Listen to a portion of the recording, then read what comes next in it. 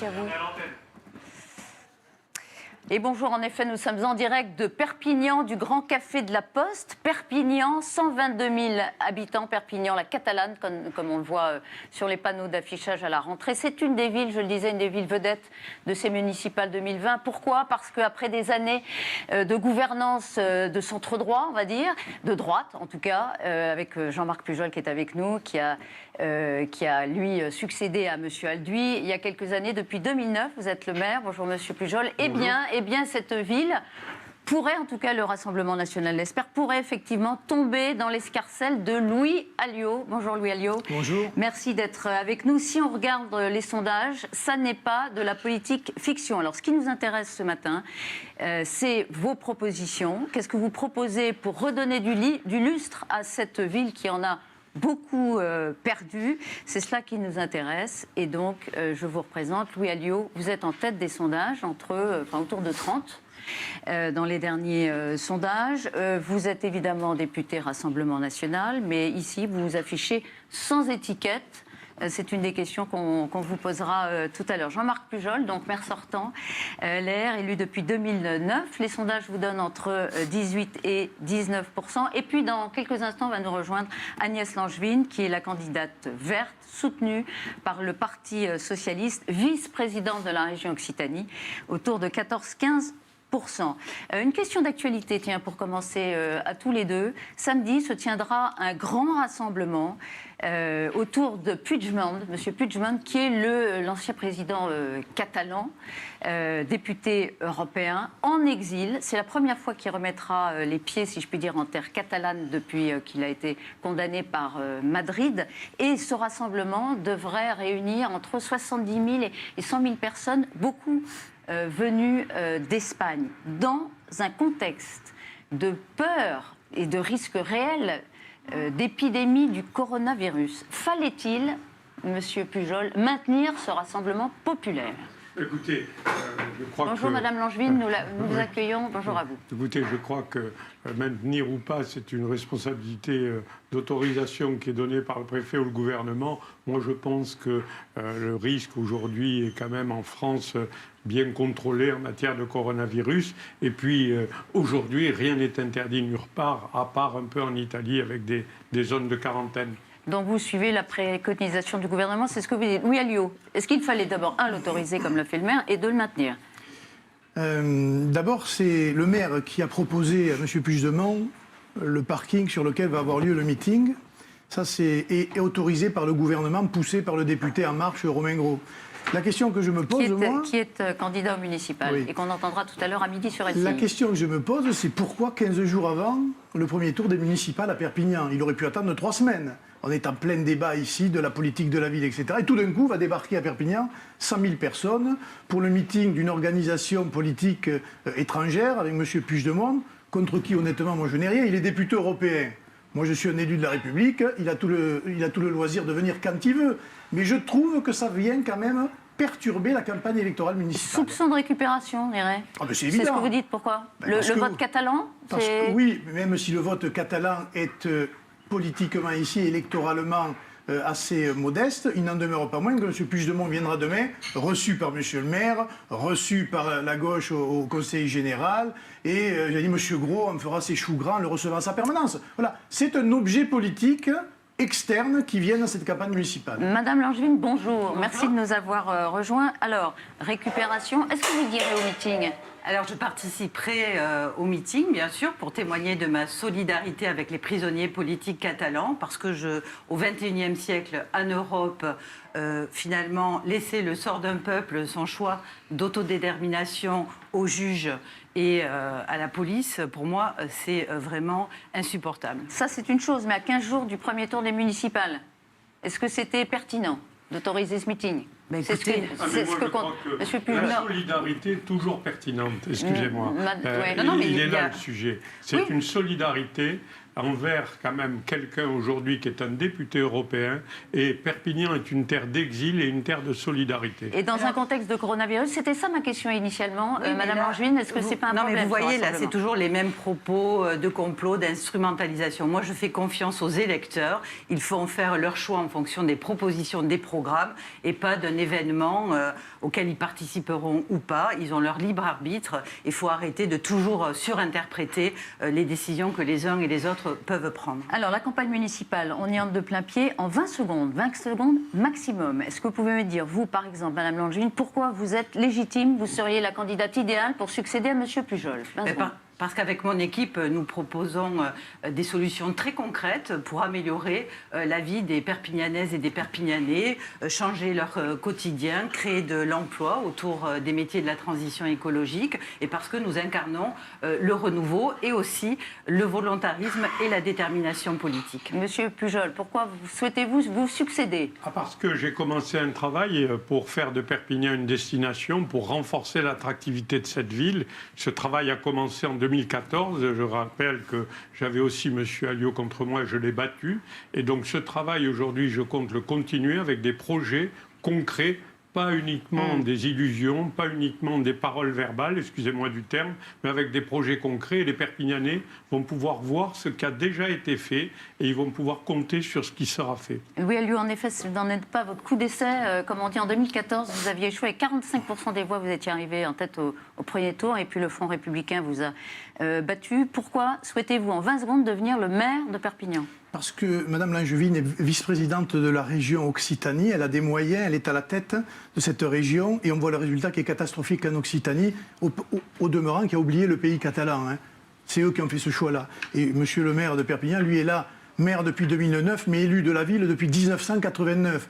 Donc c'est un système qui est en face de moi. La dernière fois, il s'est bien défendu puisque grâce au Parti socialiste, monsieur Pujol a été élu.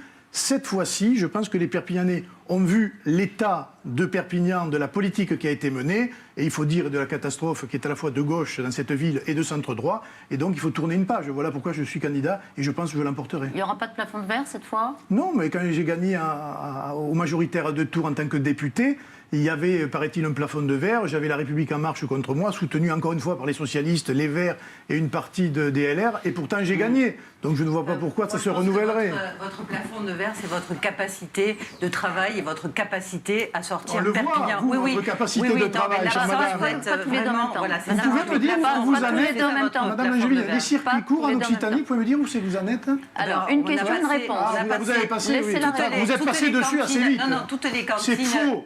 C'est sur le site de la région, c'est faux. Vous avez décidé de ne pas siéger à la région.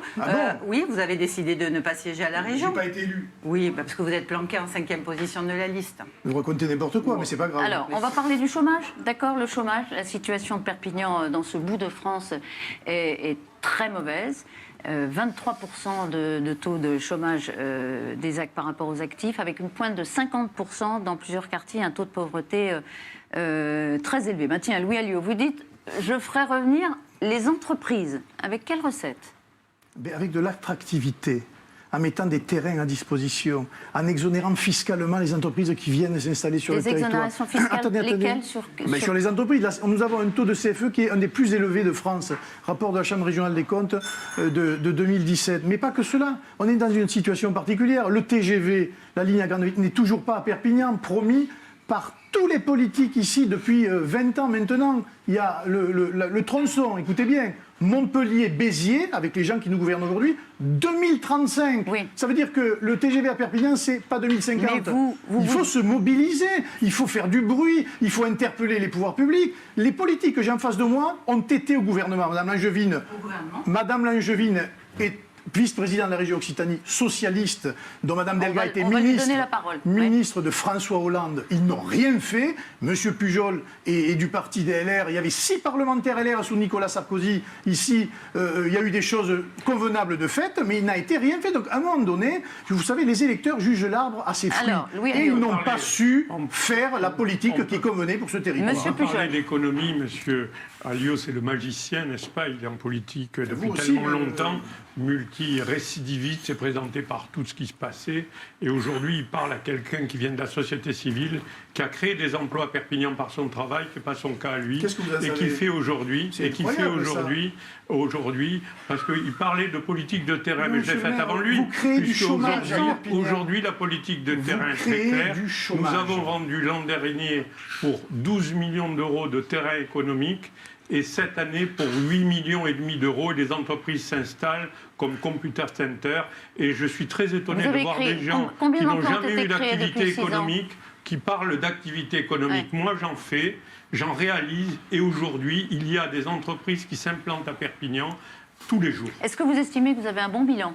J'estime que j'ai un très bon bilan et d'ailleurs les chiffres sur le le chômage. mais le chômage, alors je réfute parce que quand on compare le chômage, je dis que j'ai la statistique de Pôle emploi, c'est 14% de chômeurs à Perpignan. À Montpellier, c'est 12%. Le chiffre communément admis, c'est 23%. Oui, mais je ne suis pas d'accord avec ces chiffres-là. Alors il faut les comparer au niveau national. Alors, Madame Langevin. Alors, effectivement, le taux de chômage est de 23%. Perpignan intramuros, c'est 14,7% sur le bassin d'emploi de Perpignan. Nous, ce qu'on veut, là, pour attirer les entreprises et donner une nouvelle dynamique économique, il faut bien sûr rétablir la confiance, mais aussi, il faut y aller. Il faut aller au charbon. Il faut proposer un nouveau projet économique. Nous, ce que nous mais proposons... M. Alliot dit l'attractivité, c'est moi. Non, mais pas du tout. Donc, mais laissez-moi... Vous aussi, vous êtes parlementaire et vous brillez par votre absence. Vous me laissez terminer. Laissez-la développer. Tout ce que nous voulons porter ici à Perpignan, c'est un projet ambitieux de faire de Perpignan une capitale de la nouvelle économie climatique. Nous avons un écosystème universitaire très pointu sur les questions d'énergie renouvelable, de biodiversité, d'alternatives aux nouveaux plastiques. Et donc, nous voulons accompagner, bien sûr, tous ces jeunes dans leur qualification, mais aussi incuber leurs initiatives, et elles sont nombreuses, et avoir des solutions d'adaptation très concrètes. Une question précise. Vous proposez un revenu de solidarité, j'ai vu ça, un revenu de solidarité écologique. Pour qui et combien? Et en plus du RSA? Alors, pas forcément en plus du RSA. Nous, le constat, vous avez cité le taux de chômage. Le taux de précarité, c'est 32%. Vous avez 32% de la population qui vivent sous le seuil, sous la barre des 855. Laissez-moi terminer. Et donc, nous, ce que nous voulons, c'est accompagner de façon ponctuelle des travailleurs pauvres, des femmes en situation de monoparentalité, des étudiants, des retraités qui sont en situation de précarité pour les aider à sortir la tête de l'eau. C'est une aide. Alors là, ça sera un calcul entre leur pouvoir de vivre réel pour payer leurs factures des besoins vraiment fondamentaux et les 855 euros. Donc ça pourrait être 50 euros ou 200, mais ça sera ponctuel et engagé, adossé à un engagement donc dans une association ou dans un autre type de parcours. Alors, j'ai une vision totalement opposée de cet assistanat qui est en train de tuer ce pays et qui vit à Perpignan. C'est de l'assistanat. Moi, j'ai une autre vision. Moi, j'ai une vision entrepreneuriale. C'est-à-dire que ce sont les entreprises qu'on fera venir ici qui créeront des emplois. Ce n'est pas un système supplémentaire d'assistanat. Il vit dans toute la France, ce système. Est-ce qu'il a réglé un problème? La France se trouve dans les derniers classements sur tous ces sujets-là. Ce qu'il faut faire revenir, c'est de l'activité économique. Mais quand vous entendez M. Alliot dire d'une certaine façon, c'est ce que vous dites, M. Alliot, je serai un atout pour cette ville. Oui, qu'est-ce que vous lui dites? M. Alliot le dit, mais il ne l'a jamais fait nulle part. Voilà. Ça, c'est très intéressant. Très vite, parce que je voudrais qu'on parle de la sécurité. Le Front National, il faudrait qu'il nous dise un endroit où ils ont fait revenir des entreprises. Il faut être à Béziers, monsieur. Oui, à Béziers, avec un supermarché. Pas tous en même temps. Pas tous en même temps, la réponse. Et très vite, on devrait parler de sécurité. Cohérent. Vous avez donné des chiffres. Et vous avez des petits qui vous disent on est les meilleurs, on est des champions du monde. Non, la réalité, c'est la situation. Quant à Mme Langevin, à part du vent, c'est tout ce qu'elle sait faire. Parce que pour le coup, à la région, elle ne fait rien. Aucun bilan écologique de la région Occitanie. On va avancer sur Non, parce que sur la pauvreté, Mme Martichoux, c'est grave. Il y a des quartiers ici, ça fait 30 ans qu'ils sont dans cet état. 30 ans. Précisément. La question de Frédéric, 49 ans. Il est un lecteur de 20 minutes qui est notre partenaire dans ces opérations pour les municipales sur LCI. Voilà ce qu'il dit. J'habite dans le quartier des Oiseaux. Il était magnifique il y a quelques années, je cite. Aujourd'hui, le trafic de drogue s'y est installé. Que proposez-vous? Donc, voilà. Alors moi, je propose déjà quelque chose. Responsabilité d'État sur le problème du trafic de drogue. Et je n'ai pas attendu l'État qui n'est pas venu. C'est à l'État d'intervenir, c'est pas à la ville. J'ai recruté des policiers, excusez-moi, Perpignan est la première police municipale de France. Il y a un policier municipal armé pour 760 habitants. Le ratio habitation-police municipale est le plus élevé de France. C'est le numéro 1. J'ai installé des caméras de vidéoprotection au moment où les personnes qui sont autour de moi, notamment en 2008, votaient contre, n'est-ce pas? De la gauche, monsieur le maire. Je parle, oui, de la gauche. Votaient contre. Et je les vois aujourd'hui se revenir. On est la 3e ville de France en termes de caméras de vidéoprotection. Oui. Le ministre, et pourquoi ce sentiment d'insécurité, monsieur le ministre de l'Intérieur a classé les quartiers de reconquête républicaine qui étaient très dangereux. Il n'y a pas Perpignan. Voilà la réalité. En revanche, si l'État prenait ses responsabilités, si les personnes étaient condamnées comme elles devraient être, on interpelle un dealer 14 fois, il ressort avant la police municipale. Donc vous dites que c'est la réponse judiciaire qui est en faillite et c'est pas nous, c'est pas moi, maire, qui peut opérer sur ce climat. Moi, j'ai fait ce que je devais. Madame Langevin. Nous avons 2 priorités en termes de sécurité. Bien sûr, la lutte contre les trafics de drogue et la prise en charge des violences faites aux femmes. Vous pouvez rigoler. Moi, pendant la dépénalisation du cannabis. Moi, quand je vais dans les quartiers, ce que je vois, vous me laissez terminer. Moi, ce que je vois quand je vais dans le quartier, c'est effectivement un enquistement, une installation de ces trafics de drogue et de trafics vraiment qui relèvent de la criminalité, au vu et au su de tout le monde. Quand vous êtes en campagne, qu'on vous accompagne sur les points de drogue, ça veut dire que les policiers, qu'ils soient municipaux ou nationaux, les élus, le préfet, sont parfaitement au courant. Sauf qu'on a laissé s'enquister un écosystème. Est-ce qu'il y a des quartiers où on ne peut pas aller? Non. On peut aller partout parce que c'est de notoriété publique que, évidemment, tous ces systèmes sont vraiment installés. Quand vous avez un enfant âgé de 8 à 13 ans qui perçoit un revenu entre 50 et 80 euros par jour juste pour faire le guet, au vu et au su de tout le monde, c'est que d'abord, il faut restaurer l'autorité et la parole du maire. Question précise, oui ou non? Je vous demande de répondre par oui ou par non. Face au deal, faut-il des policiers? Oui. Face au deal, faut-il des policiers à la sortie des écoles et des lycées? Oui ou non? Oui ou non? Juste ça. Et puis après, on revient faire aux la oiseaux. guerre au trafic de drogue. Alors, oui ou non? C'est tout. Il n'y a pas d'autre solution. Est-ce qu'il faut des policiers il faut à la sortie des écoles? Il faut aussi prévenir de la consommation. Alors, bien sûr, mais bien sûr. Non, mais moi, je pourrais répondre aussi. Dans une société, excusez-moi, monsieur, dans une société, on n'imagine pas mettre des policiers à la sortie des écoles pour contrôler le trafic de drogue. C'est donc que le problème, il est au-dessus de cela. Il faut faire la guerre aux trafiquants de drogue. Oui, mais ça, c'est de l'incantation, lui, Non. Faillite de l'État, d'abord, mettre en responsabilité l'État et la justice qui libère les dealers 15 fois. Donc vous êtes d'accord, c'est la réponse judiciaire. C'est une évidence, c'est un constat. Non, mais sur la police municipale, elle a aussi son travail. À Béziers, je regrette, Robert Ménard a réussi à écarter la racaille, par exemple, du centre-ville. C'est votre modèle, Robert Ménard. Écoutez, quand il y a des résultats, mais c'est M. Sarkozy. Non, mais oui, moi je suis pas sarkozyste. Vous voulez faire la guerre aux dealers en leur caressant les joues? Non, moi je veux prévenir les trafics et prévenir les consommations. Non, vous ne prévenez rien du tout. Je vais vous dire pourquoi. Parce que votre parti, il est pour l'utilisation de la drogue, et vous avez même des gens chez vous qui s'enorgueillissent de fumer des joints, des choses comme ça. Donc il faut arrêter. Vous êtes le parti de la mise en examen pour détournement de fonds. Donc moi j'ai pas plus on va éviter le venant des Verts et du Parti Socialiste, c'est rigolo. On va éviter ce niveau de débat, on essaie de savoir comment on sort Perpignan de cette situation. Il y a des gens au conseil départemental qui l'ont été des collègues à vous. Pour répondre à votre question, non, il ne faut pas de policiers à la sortie des lycées. Parce que ça n'est pas là que se pose le problème. Le problème se pose sur des points de deal. Je rappelle que le plus grand point de deal était au-dessus d'un commissariat de la police nationale à Bétriu qui a été abandonné. Je parle que le commissariat a été abandonné par les services de l'État. Et la réponse au trafic de drogue, c'est une réponse pénale. Et aujourd'hui, il y a un certain consensus pour ne pas voir les choses. Moi, je les ai vus avant tout le monde. On a compris. Vous avez équipé la ville et vous dites aujourd'hui, finalement, est-ce que par exemple, il y a assez de policiers municipaux ou est-ce que vous dites qu'il en faut davantage? Il y en a assez, ils sont bien équipés. Vous n'allez pas donc en rajouter si vous êtes élu? Il y a sûrement du recrutement à faire parce qu'il faut mettre plus tard dans la nuit, il faut la mettre à des endroits stratégiques et il faut aider surtout les habitants, les victimes qui sont aujourd'hui assez démunis par rapport à ceux qui vivent. Oui, l'État. peux vous dire, aujourd'hui, on a fermé 2 commissariats à Perpignan. L'un au Lavant, l'autre au Vernet. Ça, c'est les résultats de la politique de M. Macron et du député Romain Gros, qui n'est pas ici, c'est bien dommage. Eh bien, dans ces quartiers-là, on peut dire que la situation a empiré. Eh bien, il faudra remettre des postes de police municipaux dans ces quartiers-là pour qu'il y ait une présence effective au chevet, en quelque sorte, de nos concitoyens. On parle des transports, si vous voulez bien. On dit qu'il y a beaucoup de problèmes de circulation. Est-ce que vous êtes pour ou contre, là, s'il vous plaît, oui ou non, la gratuité des transports en commun? Je suis opposé totalement, mais favorable à certaines catégories de la population. Donc une modulation en fonction des revenus? Exactement, en fonction des statuts, et Par notamment exemple chez les jeunes, les lycéens, les étudiants et les travailleurs pauvres. Donc une gratuité pour ces populations-là. Oui. Madame Langevin.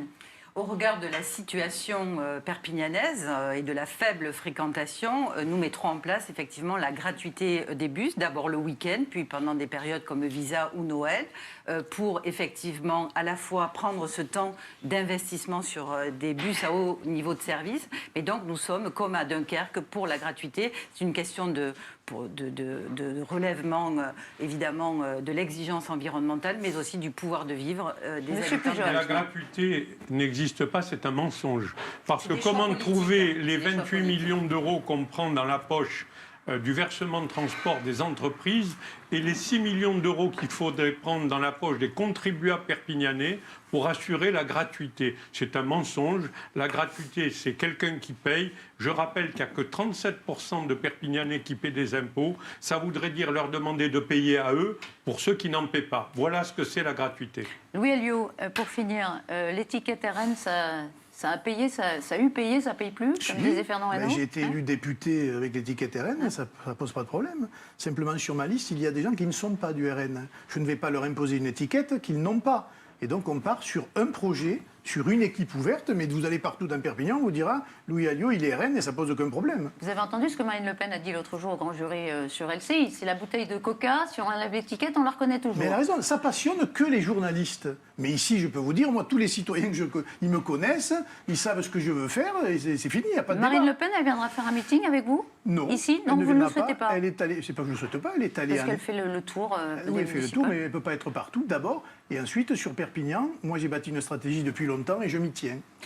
Nicolas Sarkozy viendra Oui. le soutenir Oui. le 12. Oui. Le 12 mars. Vous avez Il n'a besoin pas de- arrêté la date définitivement. Bon, mais voilà. vous avez besoin de lui?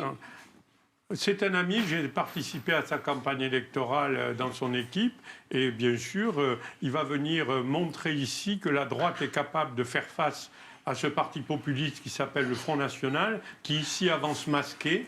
Et je pense qu'il faudra dire les choses d'une manière Qui très avance claire. masqué, c'est la mais réponse, bien sûr, hein. mais bien sûr. Masqué, bien sûr. mais- Et il a abandonné son maillot. Voilà, très bien. Le rugby. Agnès Langevin, pour finir, la question du Front républicain se pose, on vous la pose régulièrement, parce que vous n'arriverez sans doute pas première, peut-être deuxième, troisième. Vous désisterez comme en 2014 Alors si moi, Louis Alliot arrive en tête et en mesure de prendre la mairie? Nous, notre ambition, elle est claire. C'est faire en sorte que les Perpignanais et les Perpignanaises aient une autre alternative. Et donc, moi, je fais tout pour qu'on ne rejoue pas le match retour Louis Alliot, Jean-Marc Pujol, le soir du 15 mars. Et nous sommes... La dynamique est bonne. Et franchement, je pense que nous serons dans les 2 premiers. J'en suis vraiment convaincue. Donc, Et donc évidemment... vous prendrez vos Non, mais parce responsabilités, que- comme on dit. Non, mais parce que, si vous C'est voulez, fini, en ouais. 2014, moi, j'ai voté pour Jean-Marc Pujol, comme beaucoup de Perpignanaises et de Perpignanais. La question qu'on entend aujourd'hui, c'est qu'est-ce que l'équipe actuelle a fait de notre voix? Et on a La compris. situation est Merci. dégradée et le risque démocratique est encore plus élevé. Merci. Le risque démocratique. Oui, merci parce Louis que Alliot. on sait vraiment Ces qui gens-là vous êtes. sont- Jean-Marc pouvoir Pujol, depuis Agnès 30 ans, Langevin, c'est la hein. première Oui, fois oui. que vous acceptiez de débattre ensemble. On est très heureux que vous l'ayez fait sur LCI. Bonne journée, bonne fin de campagne. Il reste 15 jours. Rendez-vous le 15 mars au soir dans les urnes. LCI sera là, bien sûr, en direct de Perpignan. C'est à vous, Pascal.